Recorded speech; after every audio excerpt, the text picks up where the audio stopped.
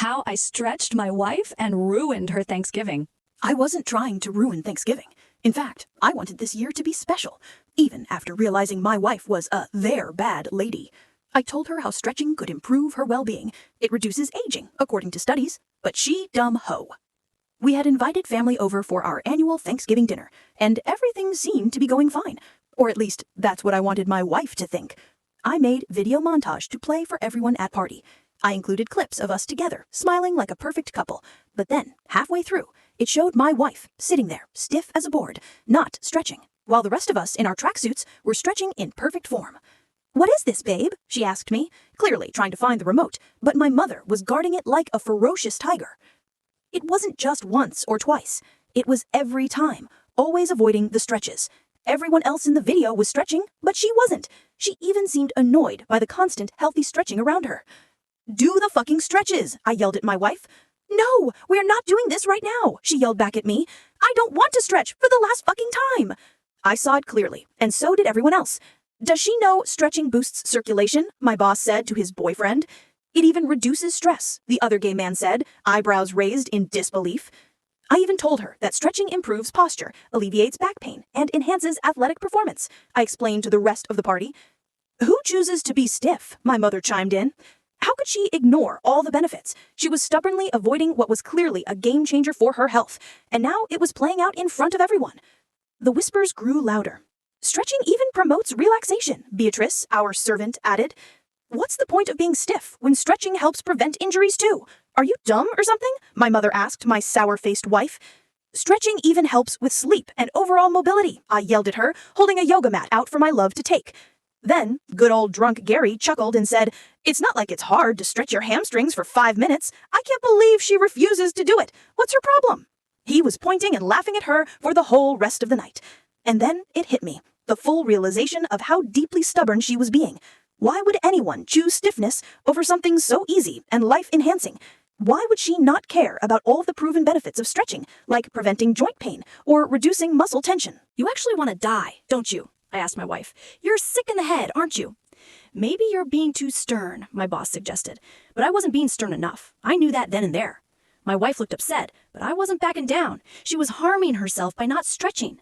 There I was, trying to help her, and she was too proud to admit that maybe, just maybe, she was fucking wrong. My mom, always the wise one, raised a glass and said, "Here's to stretching, and to people who are too stupid to do it. What a shame." Drunk Gary was still pointing and cackling at my wife while he stuffed his face with turkey when it finally happened. "Fine, motherfuckers! I'll do the fucking stretches," my wife yelled at everyone, standing up suddenly. A bit of a potty mouth on that one. "Oh shit, she's actually gonna do it," my boss said, rubbing his hands together. She tried to stretch and immediately collapsed on the carpet. She didn't wake up until the ceremony was almost complete. We had her strapped to the table in the basement, where we do a yearly Thanksgiving prayer to Jesus. "You didn't want to stretch, but you're being stretched now," my mom said, sipping her tea. Drunk Gary was pointing and laughing at her, and then Jesus shows up, all glowing in white. "Here he is," my boss said excitedly, jumping up and down with the other gay man. "I don't fucking care," my wife yells. "Take my soul already. I'm not a decent woman." "We know, dear," my mom said. "If you cared about your body and mind, you would have been stretching. It even helps with mental clarity," I reminded her. Jesus chuckled in his Thanksgiving outfit. "Bless you, child, but know this. Your lack of stretching has disappointed me deeply."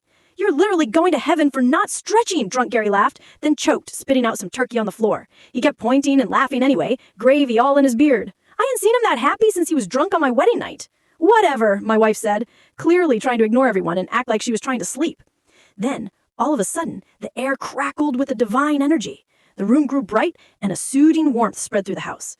A deep voice, smooth yet commanding, echoed from the doorway. "Enough of this farce!" Akuma, from Street Fighter, stepped into the room, his iconic beads clinking as he struck a battle-ready stance. The room froze in disbelief. "What?" my wife muttered, blinking. "Why would you do that?"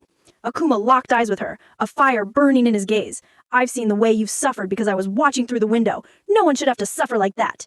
Jesus, unfazed, merely smiled, his radiance unwavering.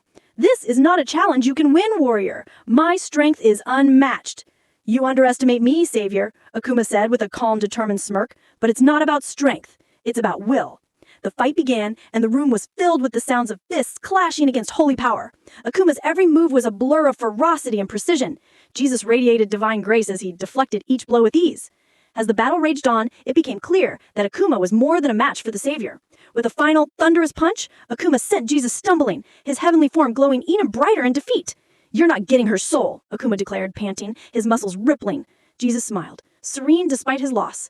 "Very well, warrior. She is yours to guide." With Jesus gone, Akuma turned to my wife, his expression softening. He unstrapped her from the table, then dropped to one knee, his voice steady. "I've fought for you. I've battled Jesus for the chance to be with you. Will you marry me?"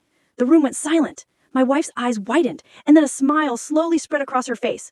"I've always loved you in Street Fighter, Akuma," she said, her voice trembling with emotion. "Yes, yes, I will marry you."